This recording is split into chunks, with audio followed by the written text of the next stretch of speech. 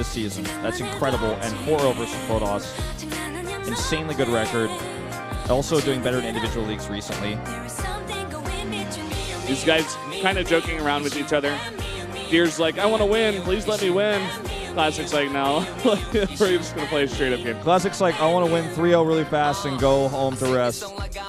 And Deer's like, nope, not letting it happen. Well, let's see if Deer's still got that Coldplay song. Because I feel like that's like literally, if I were Deer, that's how I'd feel. That would be my song. Is it? Yeah. He was once on top of the world. He was once the best Protoss player in the world for a very small time. This guy is a Jock G. He's a seed. He's a one-hit wonder, okay? He went into Seoul, then he was on Mouse Sports for a while. He had a lot of trouble. Then he was teamless for a long time. And finally he found a new home in Samsung, but he still hasn't been able to get it back. He was once the best player in the world for like a few weeks, I would even say. And then he fell off. Yeah. And he's never come back. He's desperately trying to. He's been, I'd call him Samsung's ace player. He's come out multiple times there. He's been their best player for many of their Pro League matchups here. But sometimes not showing up, sometimes he will. Let's see what he does here against Classic. Classic right now, 8-1. He's on fire in Pro League specifically and also in individual leagues. So I think it's going to be hard for Deer. Let's see what he's studied here from Classic. Take a look at our predictions first, Valdez. 6-0 as expected. Yeah, tonight feels like a very one-sided night. A lot of predictions, very one-sided as well. Lots of 6-0s. I know we didn't get to see all of them from Prime, but I'll let you guys know they were all 6-0. They were. Not a single person said otherwise. Yeah, well, let's jump into the game right now. It's going to be Classic versus Deer on Deadwing.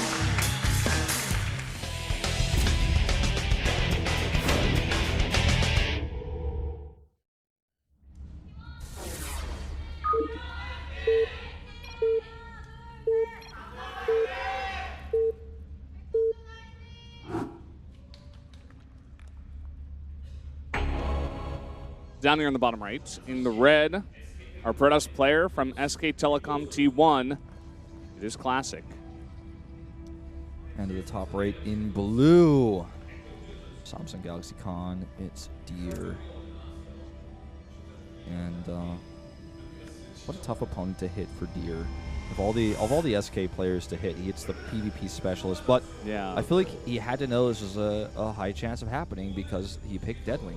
Yeah, of course. I mean, who is the Protoss player that comes out every single time for SK Telecom, basically, in Pro League? It's Classic. What map is he going to come out on? It's going to be Deadwing, and he does. And Stork talked about like how he knew who they were going to send out on which maps and how he kind of targeted his players towards that and how he wanted to win. But, you know, honestly, just looking at these two players here, maybe it was Samsung's best choice, but at the same time, it's not really favoring Deer much at all. I don't like the choice to send Deer here.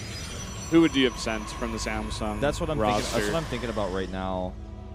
It's really tough to say because I mean, for the players they already chose, like you don't want to send Reality out either on this map versus Protoss. Didn't Reality go mech versus his Protoss last time?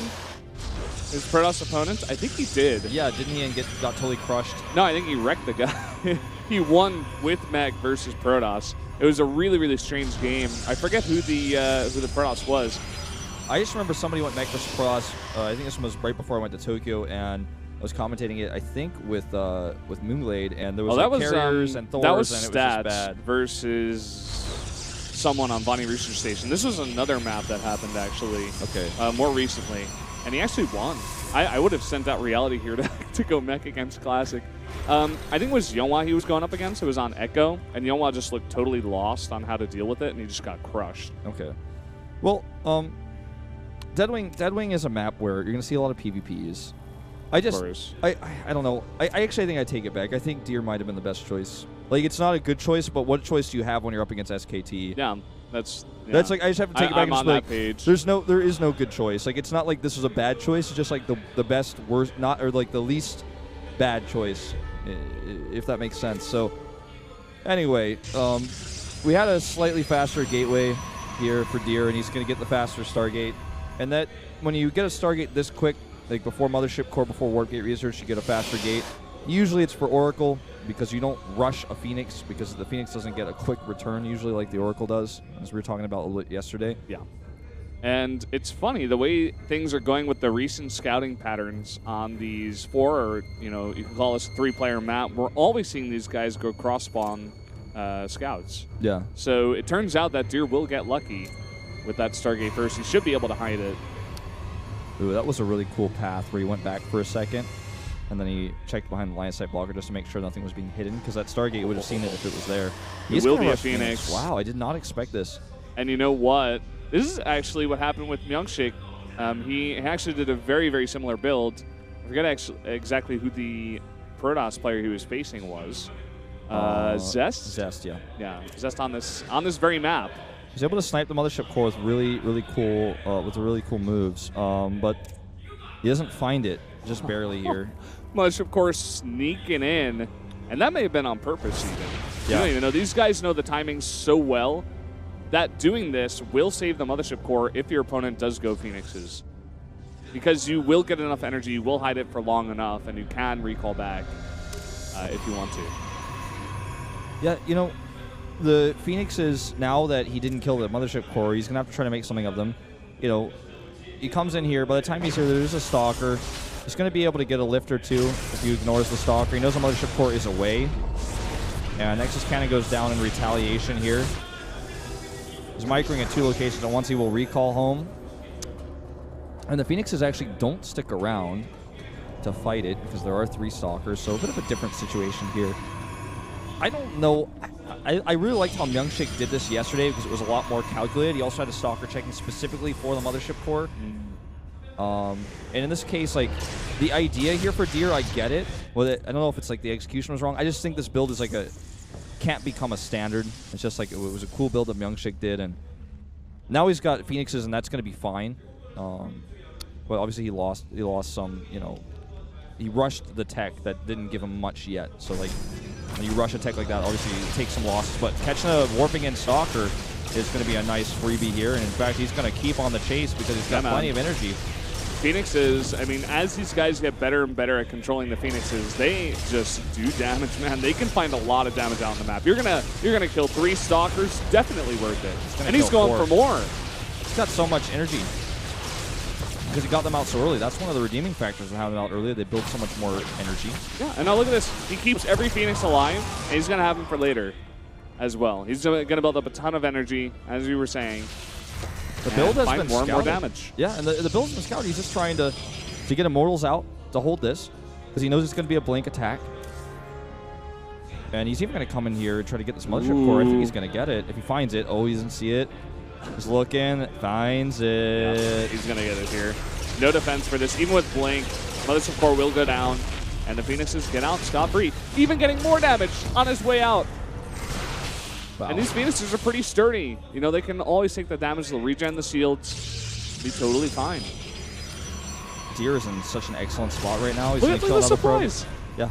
Look at the army supply right now. He's just pumping out a bunch of Immortals. He's getting those out where Classic hasn't been able to. He now has the ability to expand for free because he knows there's no aggression that's going to come his way. He's got 2 Immortals out already, plus Sentries and a few Zealots. He has the Phoenixes to backstab and harass. Even a low count of Phoenixes like this can get so much done. I want to read off the units lost in this game. 200 lost for Deer, and 1,300 for Classic. Yeah, make that 1,350. Look at that. The shots of the Stalkers not really lining up on the same Phoenix. They all survive once again. Yeah. Just, you know, he's organized his Phoenixes. His micro is really good, so he makes sure that the Phoenixes that are in the front doing the lifting, or, you know, if they have energy, are the ones that have more health so that they can escape like that. It's not a coincidence. It's really smart. Nice observer movement here by Classic, but he will get spotted regardless. Yeah, Deer actually went for double observer. Unfortunately, he's going to follow that. Phoenix will be able to snipe it out. But yeah, he had full coverage of his base. He wasn't even sending one to his opponent's base because he saw everything. Oh, look at this. Classic's going to bring it back. He's going to try to win the air war. here and pump out a bunch of secret Phoenixes on the left side of the map. You can do this all the time on these bigger maps if your opponent isn't very meticulous in his scouting. It's such a big risk. It's a huge risk, but he's so far behind. The thing is, if it gets scouted, he like basically just loses the game. The Phoenixes can camp on top of those Stargates and kill any of the first few Phoenixes that come out. He's got a larger army also, so he can move across the map to help support against that. And then that's 300 gas down the drain, plus the pylon, plus the 300 minerals. And he's, you know, he's moving across the map right now. If he found this, it would be great. But even if he doesn't find it, man, this is like a great opportunity for him to just end the game. Yeah, I think he's just going for it. I think he's like, he sees what Classic has, and he's like, that's not enough. Exactly. You don't have enough. I'll lift both your sentries. Unfortunately, one does survive. But at the same time, just those 2 immortals and even 2 more sentries to get the force fields could do a lot of damage. This is just a read on, okay, something is not right. You don't have enough stuff here. I'm going to come and kill you. The Phoenix play to kill the sentries was a bit aggressive. He got unlucky, and both the Phoenixes that were lifting got killed first. The sentries dropped down, which meant they had to actually lift again. And then he ended up only killing one of the sentries, so... well, could have also been good snipes by Classic, to be honest. If he was really paying attention to that. Oh, he's going to see this. Oh, no, barely not. You know, I think he's noticing something's up. Like, there's not enough tech in the base, maybe, of Classic. He sees, like, no robotics bay, nothing much really, and he's just like, well, I guess he's got something out on the map, because he's searching everywhere. Yeah, he knows something is not right. It's either hidden DT tech or hidden Stargate tech or something totally crazy. He just needs to identify what it is. But because he hasn't seen this, the Phoenix count is getting quite high. And this could be a big surprise because for Deer, there are 2 Phoenixes and 2 sentries, and that's literally all the anti-air he has. Okay, now he knows about it. But what can he do? He's going to have to play patiently and defensively here for a little bit. He's got 200 energy on his mothership core. That's going to help him defend for a while. Yeah. Maybe even just wants to go ahead and drop those 2 down before he loses that mothership core. So here we go. 6 Phoenixes coming into the main. Gonna pick up the Stalkers. Going for the big damage first. Yep. And if he eliminates the Stalkers as well, it means less anti-air, so he can actually keep his damage for longer. Mothership core nearly gets sniped, but that's too much damage output. Yeah, it's very unfortunate he wasn't able to snipe that down. But at the same time, getting more and more damage done here at the natural. Look at that worker lead right now for Classic. It's pretty insane. And with these Phoenixes here, it's hard to move out across the map and be aggressive, so taking this 3rd Nexus also makes sense. It all just kind of works together here. Yeah. If he leaves his base for any reason at any time, the Phoenixes are going to get a ton of damage done. And this puts a lot of burden on Deer to decide how he wants to respond. It is going to be Blink that he chooses here. But as we saw yesterday, Phoenixes, if you've got a lot of lifts on them, can kind of fight Blink Stalkers straight up. You just lift all of the anti-air of your opponents, basically. Okay. And we even see Classic getting a 3rd Stargate. Yeah. He's not messing around with that. He wants to go heavy on the Phoenixes. Well, it looks like Deer's made his choice. This is a tough choice to make, but he's decided to move out. He will move out across the map to try to punish this commitment to Phoenixes. It's going to cost him a lot of economy, but if he just kills, it doesn't matter. And that's what he's hoping to achieve here, I think. Oh, he's being so indecisive. Now he's moving back. This is a very similar situation to the game yesterday. And here we go, going for the lifts. It's a lot of Phoenixes, but at the same time, a lot of Stalkers on the ground. Going to snipe out one of those Phoenixes. This Phoenix count is just getting so high. Up to 13 now, and like you said, with the 3rd Stargate, you can crank out 3 at a time.